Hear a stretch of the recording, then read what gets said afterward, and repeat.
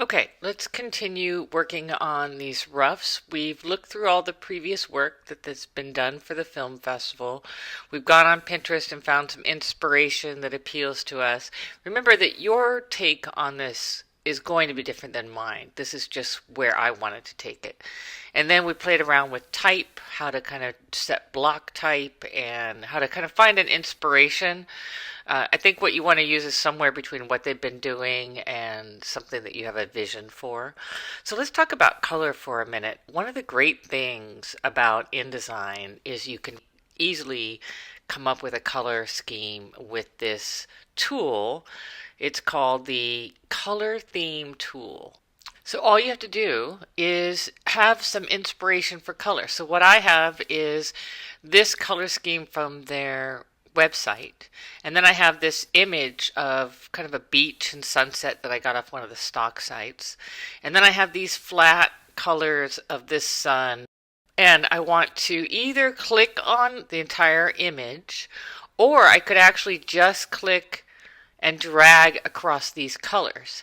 And here's my color scheme based on that. Now if I click here, it will add that to my swatches panel. So you can see these two, it calls it colorful theme, but that is the colors from this logo.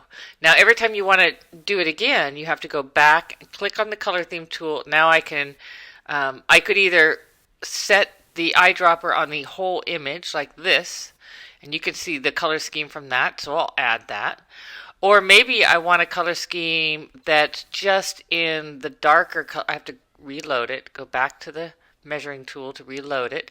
Maybe I'll just swipe over that and my color scheme is a little bit more soft pastels. And then I'll click on the color theme tool again, and this time I'm going to drop it on this poster and I get this color scheme. And I'll add those swatches. So now if you go to the bottom, do you see here my three color schemes? I have those warm kind of yellow, orange, violet. The second color scheme is kind of blues and pinks and orange and yellow. And then this last one's got the red, blue, and yellow, a little bit more vibrant. Okay, so it's a really easy way to put together a color scheme from any image. Okay, now that we've talked about color, let's talk about ways that you can get graphics for your layout. There's two different kinds of graphics. One is vector graphics, and the other is imagery or photography. So vector graphics can be really useful on a design if you don't necessarily know how to draw things that well yourself, or if you just want new ideas. My recommendation is Vecteezy. Vecteezy is free and it's vector graphics, which means you can change anything that you download. So I leave it on vectors right here on the left, and let's say that you were looking for film camera, or maybe it's a beach thing, or I don't know what you'll be looking for. This stuff that they show at the top is not free, so make sure that you stay down here into this stuff. But let's say that you wanted something here, like even this one, that's free with trial. So we got to get the controls going. Do you see these filters? We want to put the license type on free license.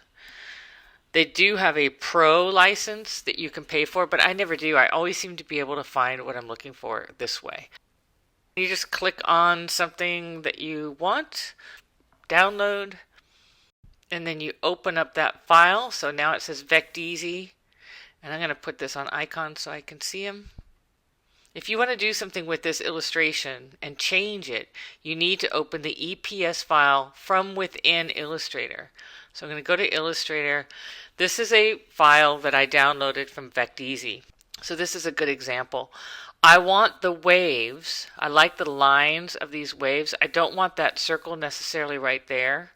And I don't want the kind of beige background. I just want this wave. And I can click on it in here and you can see it's filled with this deep, deep blue. Well, maybe I want that blue or some other blue for my file. So I'm going to save this as. By saving it as an Illustrator file and not flattening it to a JPEG or anything else, I can actually link it. So I'm going to call this abstract wave. And I'm going to leave it as an AI file. Now when I go into my InDesign layout, I can place that. So I'm going to move this over. I'm going to place that file. Perfect. Now I can change the cropping of it just by changing the image box. It's basically an image, but it's an AI file. I can turn it. The only thing I can't do is I can't recolor it from here. So if I want to do that, I have to go to the file under links, and it says abstract wave, and either I can go to it from here, so edit with Illustrator, and I can change the color. Maybe I want this to be a deeper blue, more purple. So I save the file, and then when I go back to InDesign, it has put in the new darker wave. So that's a way of modifying one of these files in Illustrator and then importing them back into InDesign. So that's one thing you can do with these Vecteezy files. The other thing you can do is simply place it as it is. So all of these files I've placed from Vecteezy, the JPEG file that they give you. And that means that all you can do is crop it. So like for this one, I could come in close by changing the box image, but I can't change the background or anything like that. It's an image file. If you open the EPS file within Illustrator, you can change it. Otherwise, you have to use it as is. So I could definitely use something like this as a background, and that would be okay. The other thing you can do is you could find photography for free.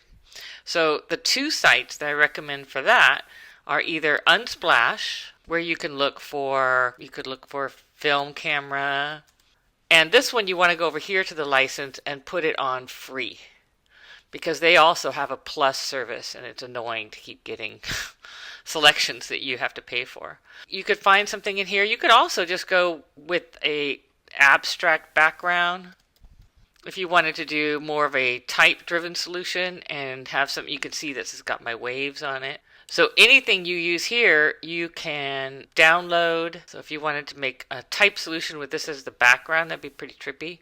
And you just download it. And once it's downloaded, it's an image. And then you can place it in your file. So these are all images that I downloaded from Unsplash or Pexels. You can see I had this kind of abstract sun background, these trees. Now, if you know Photoshop, of course, you can go in and change the tinting on these and make them more abstract and do whatever you want. In InDesign, you can take these and crop them in tighter. So maybe it looks like that. Or maybe it's the other side. So you have that freedom there. But if you know Photoshop, you can really do something with these images that you get on both Unsplash, and the other site is Pexels, P-E-X-E-L-S. And these are completely free of copyright, and you can search ocean if you wanted to focus more on that. And so all of these are available. These are all ocean images.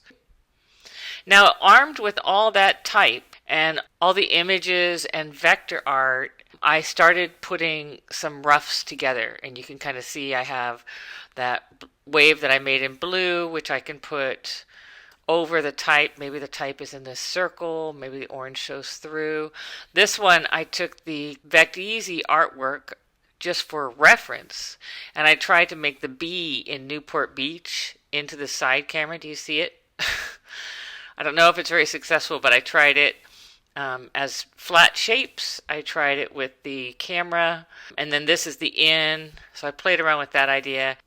And on this one, I had the idea of making waves, different colored rectangles like this one, with these dashed lines on the edge that kind of represent the film. So let me show you how I made that. I just took a line, and if you open the stroke panel, you can see I chose a dashed line, and at the very bottom are the dash amounts, so you can affect how wide those are. So I made it about a 5-point stroke and put these dash spaces about 4 pixels apart. Okay, and then I played around with this one image that I found on stock, and I thought, I wonder if that would look cool with that on the darkest part. And then I have this, I got this on Vecteezy, this pattern. So again, this is placed and this wave is placed. So if I want to recolor them, all I've got to do is go into Illustrator, fix them, and save it, and it's linked here, and it'll change it out. After playing with all these components of the layout, I ended up narrowing it down to my top 4. So I've put them here in the size 4 by 5 1/4 that's proportionate to your 9 by 12 poster. And you can see I labeled them 1, 2, 3, and 4. These pieces of film that I made came off the side, so I just made white boxes that covered that. So you can see without it goes like that. I used the Vect-Easy for number 1 and number 2 to get a wave, but I tried one with a dark background, one with a light background. The point of these 4 is to just kind of take 4 different directions. Now, when I narrow this down to 1, which the client would do, pick which one they like best, then of course I've got to try more variations on that. So if, let's say, the client picked number 3, I would try some color variations, maybe even type, maybe try those film strips as wavy instead of straight and see if that works better.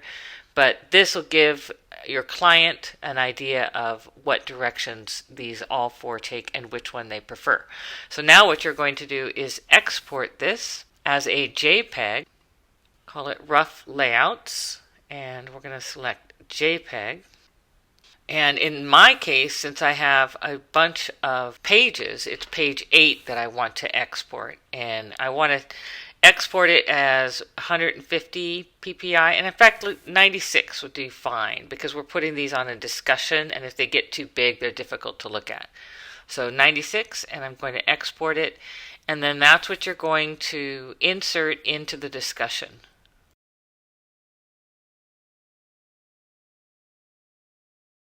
So once your poster is done and you've uploaded the JPEG, then I want you to weigh in on some of your peers' work. Let them know which layout you like best and why.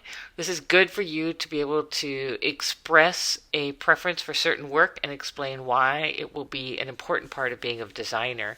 But it also helps people in the class because you don't want just my opinion. I'll also let you know which one I like the best, but I want you to hear from each other, weigh in on as many of them as you'd like.